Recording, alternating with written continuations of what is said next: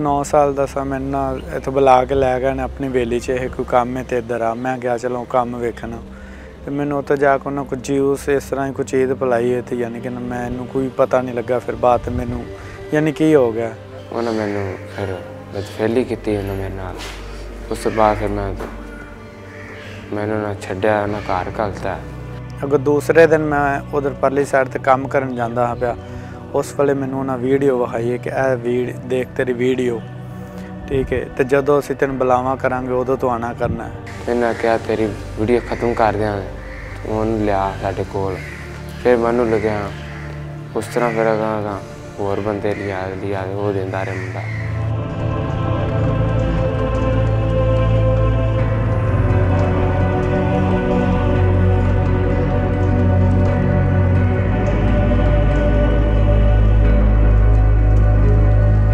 उन्हें सानू आख्या भी तुसीं इहदी गल कर दिओ ए वेखो असीं भी इहदे नाल बदफेली कर दिंदे तुसीं सानू इन्ने पैसे दोगे असीं डिलीट कर देंगे। असीं जी उन्होंने पैसे 20,000 रुपया दिता है लेकिन उन्हें वो वीडियो साड़ियाँ खत्म नहीं कीतियां हैगियां।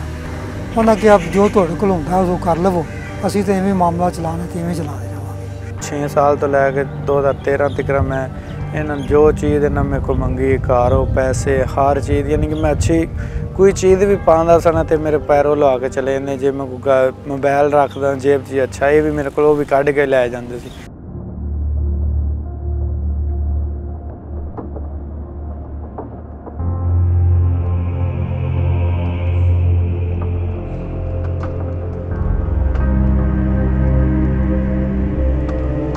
बीवी मेरी दस्या है जेवर गया भी तो असी बच्चे को पूछा है उन्हें पहले तो क्या है कि मैं नहीं लिखा है।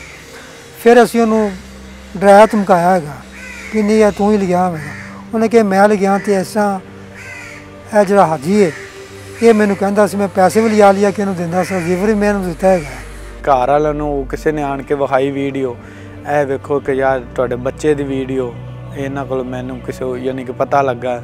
मेरे घर वाला फिर मैंने उत्थों बुलाया भी हाँ भी बेटा इधर आ घर। मैं फिर भी मैं ना आया मेरे नाना यानी कि अबू मेरा जाके उत्थों मैंने लैके आया बुला के पुत्र एक बार घर था मैं यानी कि 2-3-4 साल मैं घर ही नहीं आया। 2015 ਦੇ ਵਿੱਚ ਆ ਕੇ ਮੈਨੂੰ ਵੀਡੀਓ ਵਿਖਾਈ ਉਸ ਖੂਹ ਵਾਲਿਆਂ ਨੇ ਤੇ ਇਹਦੇ ਵਿੱਚ ਵੀਡੀਓ ਆ ਗਈ।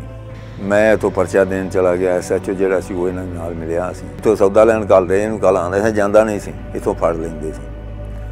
ਇਹ 2006-7 ਤੋਂ ਲੈ ਕੇ ਦਿਨ ਦੇ ਨਾਲ ਮਤਲਬ ਸਾਰਾ ਕੁਝ ਕਰਨ ਲੱਗੇ ਤੇ ਸਾਨੂੰ ਤਾਂ 15 ਹੀ ਪਤਾ ਲੱਗਦਾ।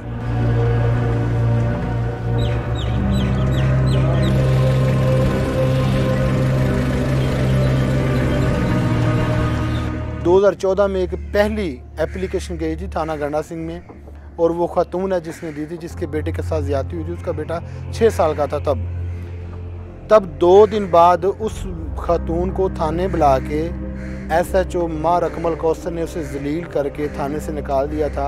बिल आखिर एक दिन ऐसा आया मीडिया की काविशों की वजह से कि उनको गिरफ्तार होना पड़ा। मंजर आम तो गल आई फिर असीं परचे करवाए FIR कटवाइयां है वो केस चलते रह गए। दहशतगर्दी दल च लाहौर चले गए उत्थे भी सानू डरा धमकाते रह गए।